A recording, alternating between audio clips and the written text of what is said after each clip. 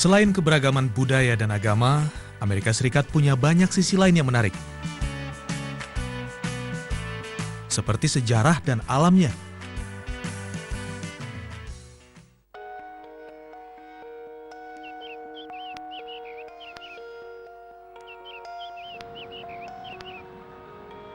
Salah satunya yang menjadi ikon dan sempat saya kunjungi, Sungai Mississippi di Minneapolis, negara bagian Minnesota. Sungai Mississippi menjadi sungai terpanjang keempat di dunia setelah Sungai Nil, Amazon, dan Yangtze. Di negara bagian Minnesota, Sungai Mississippi juga menjadi pemisah antara ibu kota Saint Paul dan Minneapolis.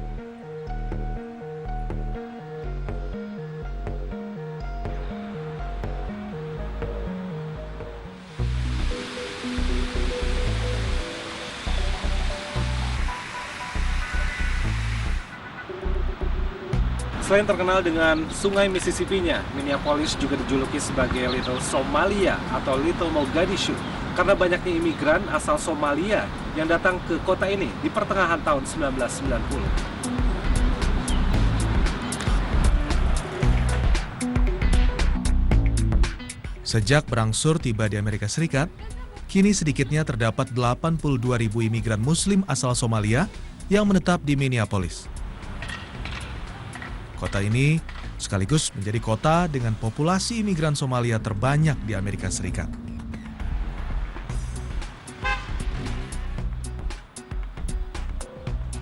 Bagi mereka yang baru tiba di Minneapolis, lokasi penampungan ini sangat membantu. Namanya Mary's Place, yang berlokasi tak jauh dari pusat kota Minneapolis. Mary's Place didirikan tahun 1990 oleh Mary Jo Copeland, seorang warga Amerika Serikat yang peduli akan masalah kemanusiaan, termasuk untuk urusan imigran asal Somalia yang datang ke Minneapolis. Oh, look at here. This is the family you'll be interviewing on Saturday morning. She sang a song. Sing a song.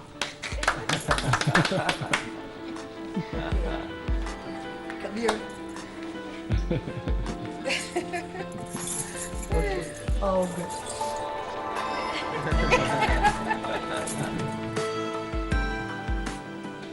You love it here. They all are like this. They're all good. That's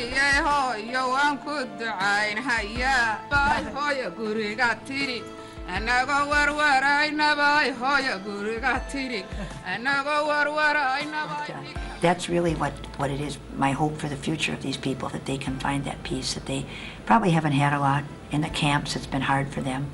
They've had a long, hard road, many of them, and they're not going to when they're here. They're bringing the baby, Leah. We're going to get the baby. Oh, the baby. Here's the baby.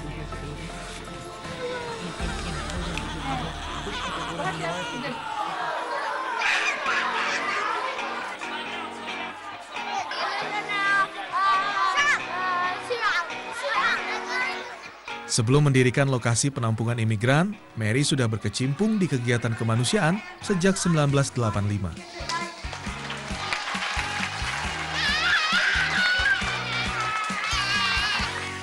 Saat ini, di Mary's Place sendiri, terdapat 23 staf dan 2.000 relawan.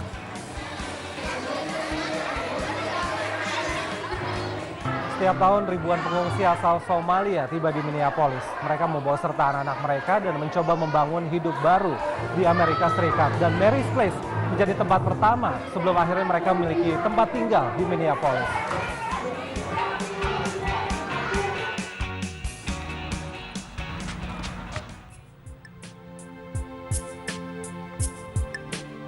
Di Mary's Place, mereka hidup mandiri. Tempat penampungan ini menyediakan hampir semua fasilitas, mulai dari sarana untuk menunjang aktivitas sehari-hari hingga klinik kesehatan. Dan yang paling utama adalah fasilitas tempat tinggal. Saya sempat diantar oleh Liban, seorang staf penerjemah untuk imigran Somalia di Mary's Place. Liban lalu memperkenalkan saya dengan salah satu keluarga di unit tempat tinggalnya.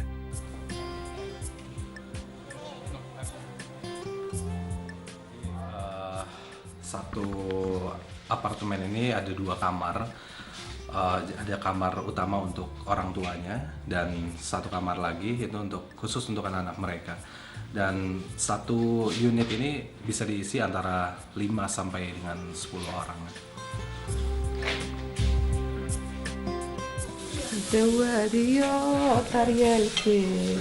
Ibado Hasan Ali tinggal di Mary's Place sejak Maret 2015. Ia belum lancar berbicara bahasa Inggris. Suami Ibado sudah meninggal dunia. Ia memutuskan meninggalkan Somalia dan memilih tinggal di Amerika Serikat bersama 4 anak dan 2 cucunya, Suhaib dan Muhammad.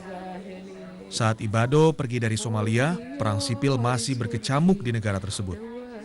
Ia melarikan diri ke Kenya, kemudian difasilitasi Kedutaan Besar Amerika Serikat untuk memperoleh visa.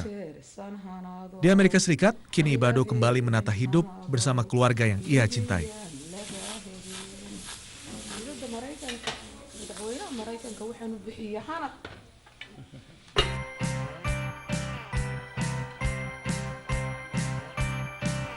Selain keluarga Ibado, Mary's Place menampung 54 keluarga imigran lain asal Somalia. Paling lama, biasanya mereka menetap di sini selama 1 tahun. Setelah bisa berbahasa Inggris dan memperoleh pekerjaan, mereka akan keluar dan hidup mandiri.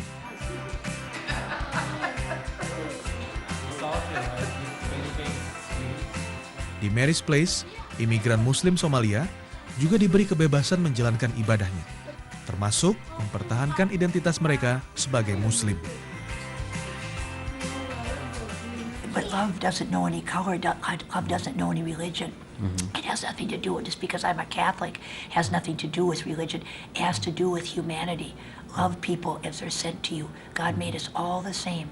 And I've always known that. So I might be a Christian, and Christianity is love, but I try to make the Muslims, better Somalians, better people, and learn how to share their love with others in their community. They're very spiritual people. They have Ramadan in June, and we've always respected that here. And they respect my religion, and I respect theirs, and we're all praying to the same God. Mary's Place membawa harapan bagi ribuan Muslim asal Somalia yang hijrah ke Amerika Serikat. Nyatanya, siapapun bisa meraih sukses di negeri ini. Salah satu buktinya adalah Fatia Apsi, seorang wanita Muslim keturunan Somalia yang saya temui di Minneapolis.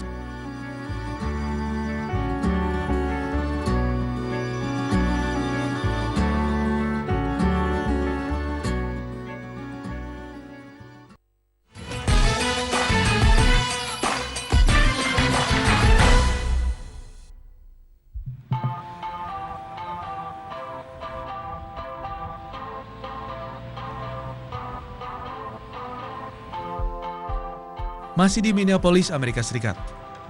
Kota ini juga mempertemukan saya dengan seorang wanita Muslim keturunan Somalia, namanya Fatia Apsi.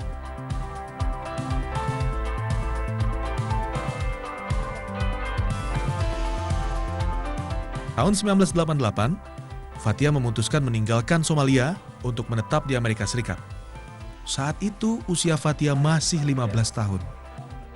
Ia pergi seorang diri, meninggalkan orang tua dan sanak saudaranya di Somalia.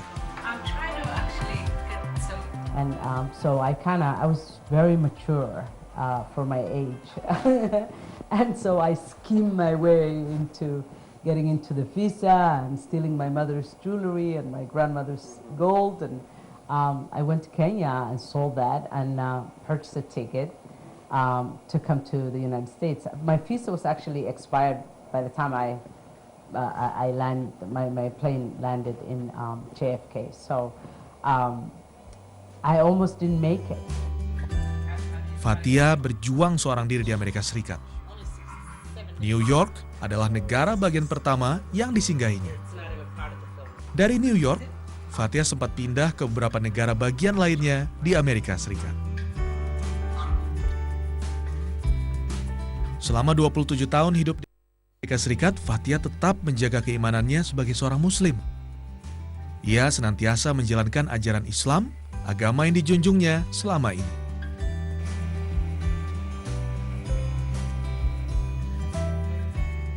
Amerika Serikat memberikan kebebasan bagi siapapun untuk memeluk agama dan beribadah, termasuk bagi Fatia dan ribuan Muslim lainnya yang berasal dari Somalia.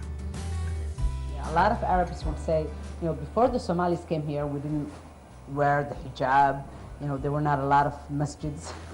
Somalis came here, and now there are masjids everywhere. And, they're fully wearing the burqa and everything. And so Somalis actually encourage a lot of other Muslims to come out of the hiding and be proud and be faithful. Selain kebebasan beribadah, Amerika Serikat juga memberi peluang besar bagi Fathia untuk meraih sukses. Ia membawa mimpinya dari Somalia dan mewujudkannya di negeri ini.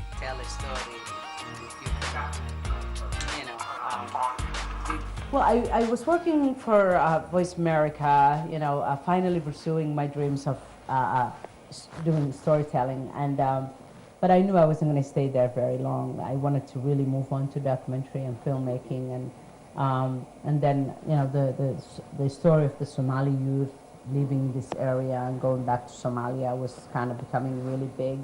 The kids that joined Al-Shabaab. And so I thought to myself, this would be the perfect time to do something, tell this story.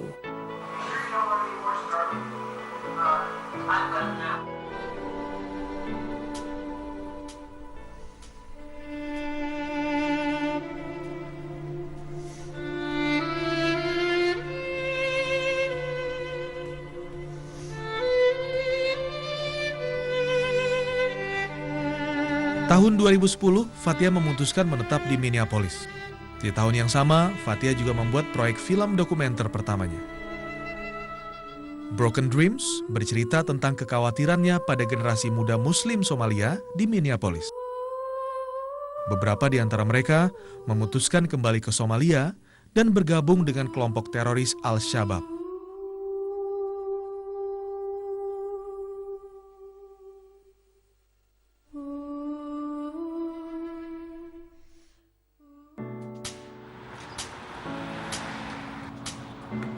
Di Minneapolis, Fathia sempat mengajak saya ke salah satu lokasi pembuatan film dokumenternya, yaitu di kawasan Cedar Riverside. So this is like the biggest community in Minneapolis. They mostly stay here at the Cedar Riverside area. Well, no, not really. I mean, they're scattered. There's an area called South Minneapolis, which is everywhere in Minneapolis. So they're everywhere in Minneapolis, but this area is famous because they're heavily concentrated on, I can honestly say maybe good 85 to 90% of the residents here are Somalis. Are Somalis. Yeah.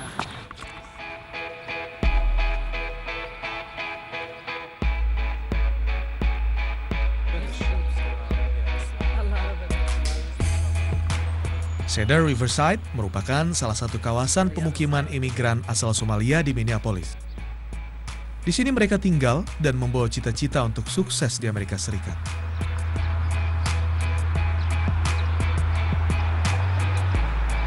Every day I notice people look at me differently. It was never like that before. And, especially in America, this is a place I felt very, very comfortable. It's the only home really I have ever known. I mean, I left Somalia when I was 15 years old. This is my real home. And I love, love, love this country. I still find it to be the most incredible country in the world. And I still feel blessed to be part of this society and to be able to live in this country.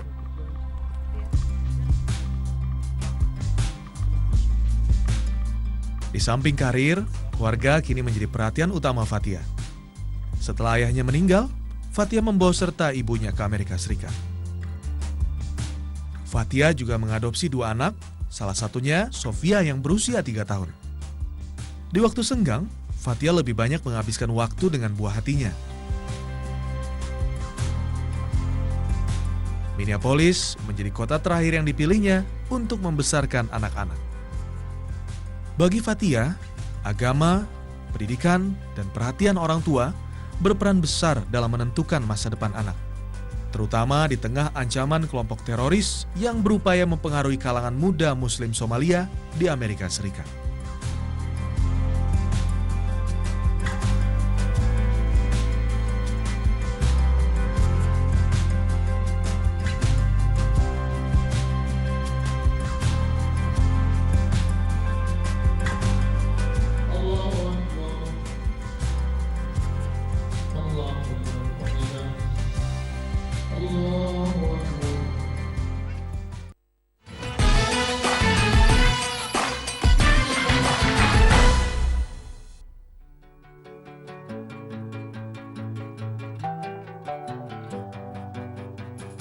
Minnesota.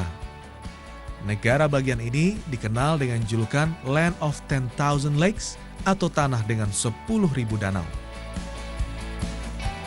Beberapa di antara danau tersebut tersebar di kota Minneapolis. Danau menjadi tempat untuk bersantai sekaligus pelepas penat bagi sebagian besar warga kota. Sama seperti kota-kota lainnya di Amerika Serikat, beragam ras dan suku bangsa menghiasi Minneapolis, termasuk kaum imigran asal Somalia dan anak-anak mereka.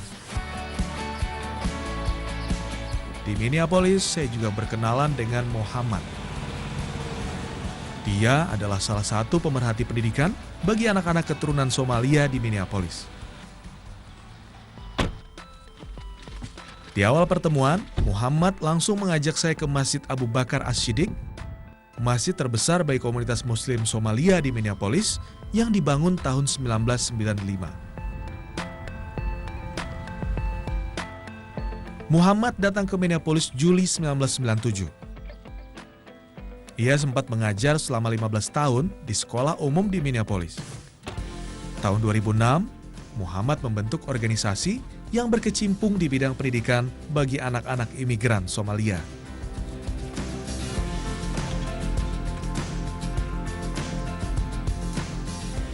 We use every possible space we can do.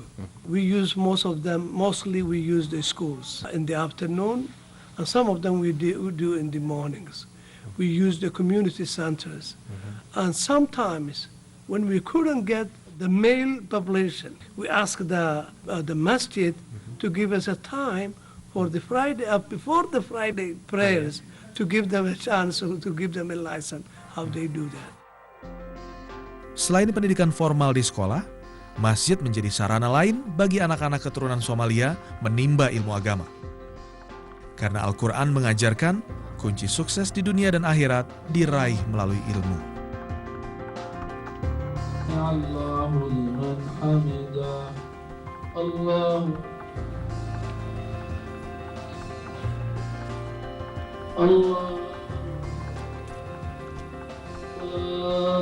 Akbar. Allah.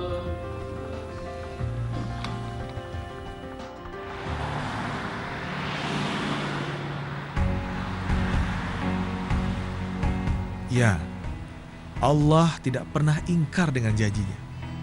Siapa berusaha dan berdoa dengan bersungguh-sungguh, ia akan meraih kemenangan.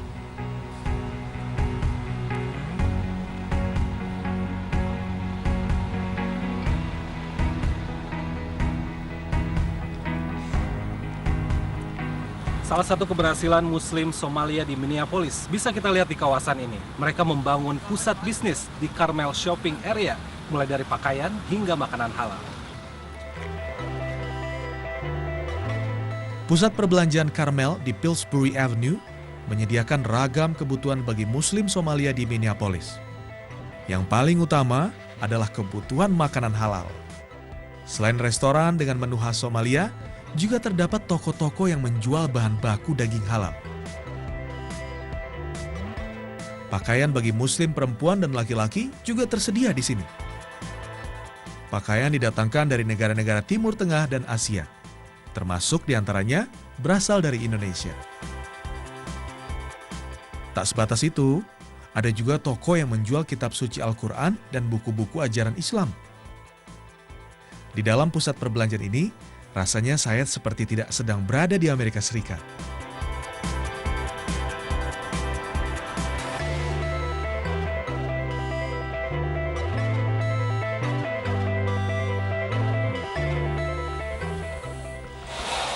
Di pusat perbelanjaan Karmel juga, sebuah ruang ibadah bagi Muslim Somalia berdiri megah. Saat saya datang, pembangunan Masjid Karmel baru saja rampung 4 bulan. Masjid mulai digunakan untuk kegiatan ibadah sejak Januari 2015. Selain membangun hidup mereka di Minneapolis, Muslim Somalia juga masih memperhatikan sisi spiritualnya. Mereka membangun sebuah masjid yang bisa dibilang cukup megah di lantai 3 pusat perbelanjaan Karmel. Allahu Akbar, Allahu Akbar, Allahu Akbar, Allahu Akbar. Barisan saf jemaah di Masjid Karmel menjadi pertanda jika imigran Somalia dan agama mereka diterima dengan baik di Amerika Serikat.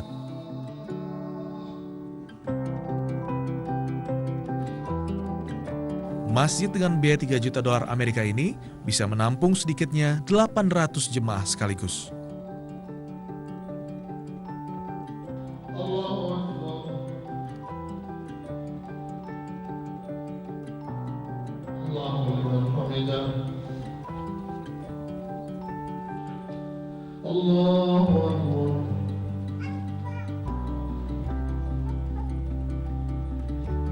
Assalamualaikum warahmatullahi.